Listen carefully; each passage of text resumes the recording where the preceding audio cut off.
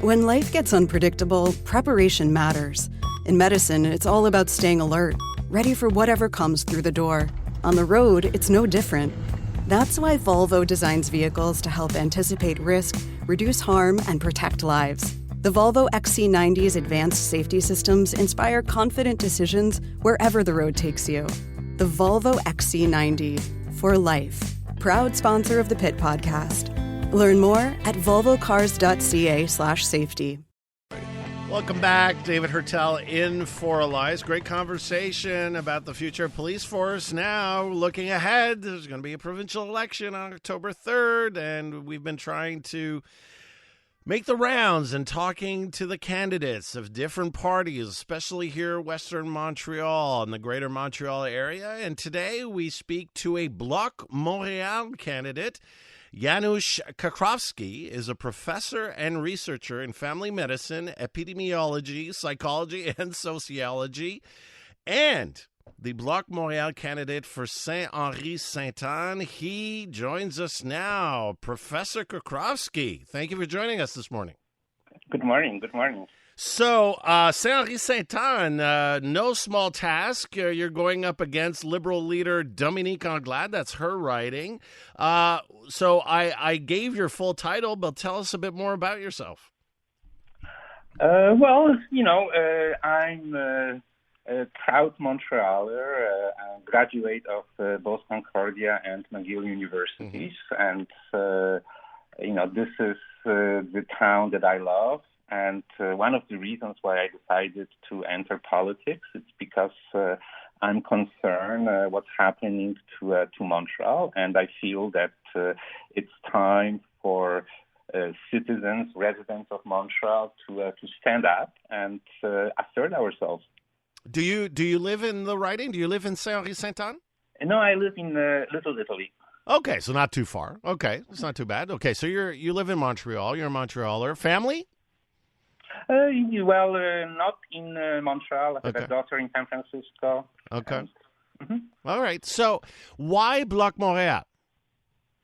Well, to be perfectly honest, sort of the available options were really not particularly appealing to me. And I think that when Bloc Montreal was announced as a new political party, I felt that a lot of policies, a lot of ideas that they were advocating were very much aligned with my own values. I feel that the recent politics in Montreal are really disproportionately impacting Montrealers. Bill 21, Bill 96, Bill 40, even Bill 32, Montreal needed a voice. Montreal needs a greater fiscal and political autonomy. There were a lot of promises made. Unfortunately, they were not kept. There was a promise of electoral reform, which was not delivered. There was a promise of providing more financial independence to municipalities, not kept.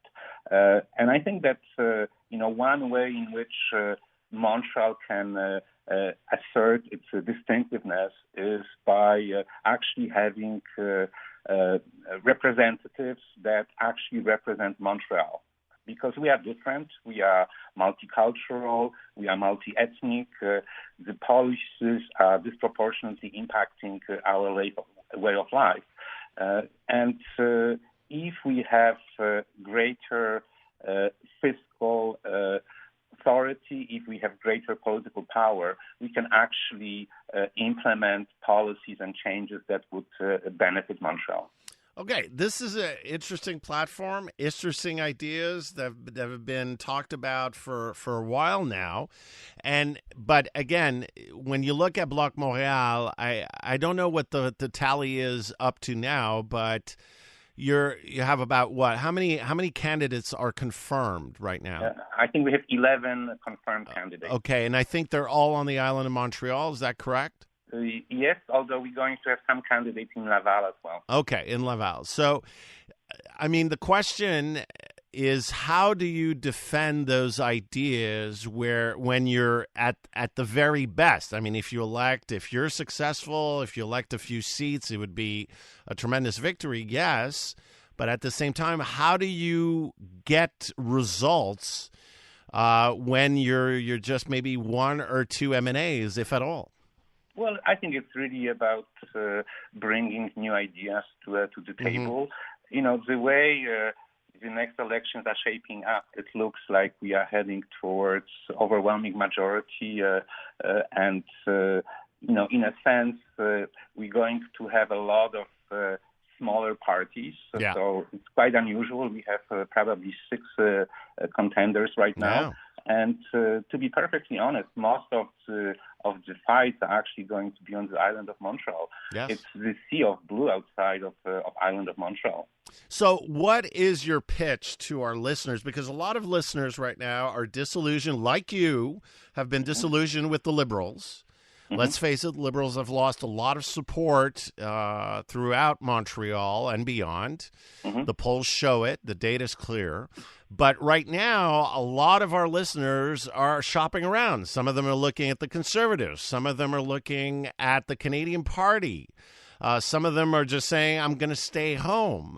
Even some of them, when I interviewed Quebec Solidaire leader Gabriel Nadeau-Dubois, are saying, I'm interested in Quebec Solidaire. So why should voters vote Bloc Montreal? What distinguishes yourself from all these other options that our listeners are looking at right now? Well, I think that identity politics are counterproductive.